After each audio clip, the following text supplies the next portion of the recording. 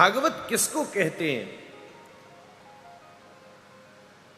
भक्ति, भक्त, भगवंत और गुरु, इन चारों को ही भागवत नाम से जाना जाता है। ये चार समन्वित रूप से भागवत हैं या स्वतंत्र रूप से भी भागवत हैं। एकादश स्कंद में स्वयं नवयोगेश्वरों में भागवत शब्द की यही व्याख्या की है।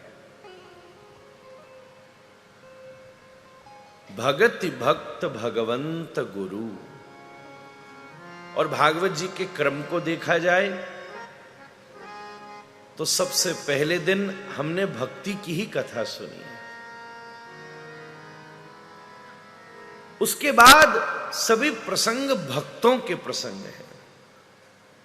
ध्रुव का प्रसंग, प्रहलाद का प्रसंग, वृत्तासुर के प्रसंग, ये सब भक्तों के प्रसंग हैं। उसके बाद सभी प्रसंग स्वयं भगवान के प्रसंग हैं।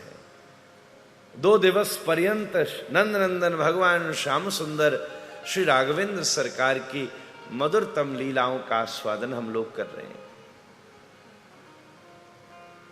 और अंतिम प्रसंग गुरु के प्रसंग है, जहां श्री नवयोगेश्वर जनक को उपदेश करते हैं, जहां स्वयं दत्तात्रेय के 24 गुरुओं की चर्चा हुई है।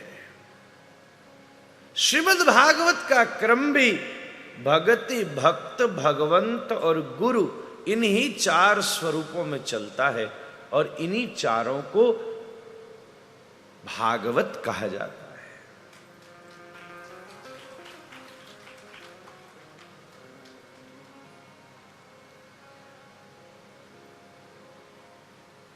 भागवत ये 4 हैं। और भागवत कथा क्या है?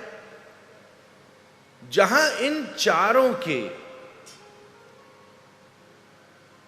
गुणों की, भावों की, उपलब्धियों की, अनुभवों की चर्चा हो। कथा किसको कहेंगे? ठाकुर जी के नाम, धाम, रूप, लीला और गुण, इन 4 विषयों का जहां श्रवण हो और वर्णन हो, और श्रवण और वर्णन के माध्यम से स्मरण हो, निरिध्यासन हो, उस आयोजन को कथा कहा जाएगा। अन्यथा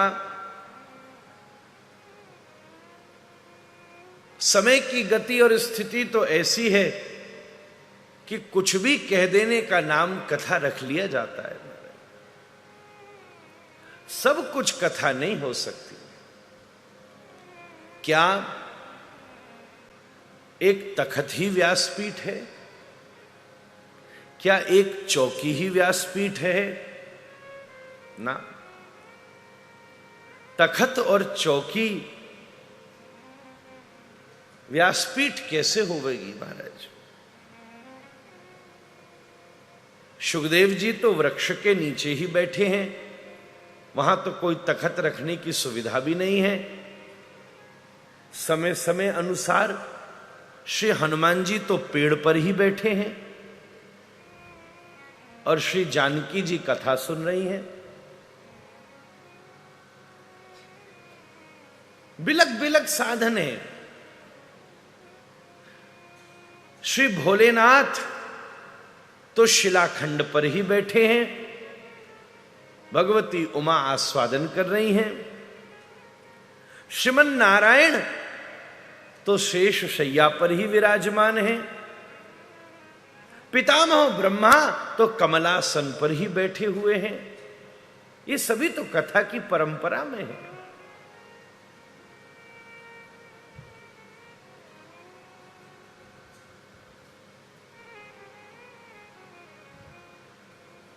क्या किसी 4x6 के व्यवस्था को ही व्यासपीठ कहा जाएगा?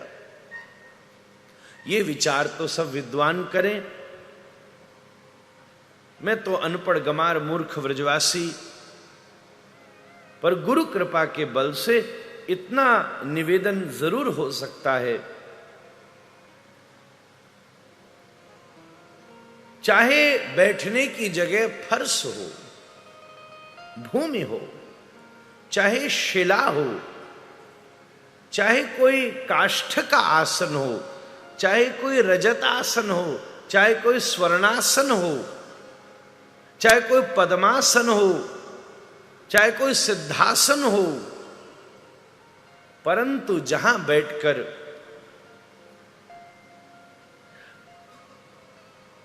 भक्ति के प्रकार, भक्त का स्वभाव,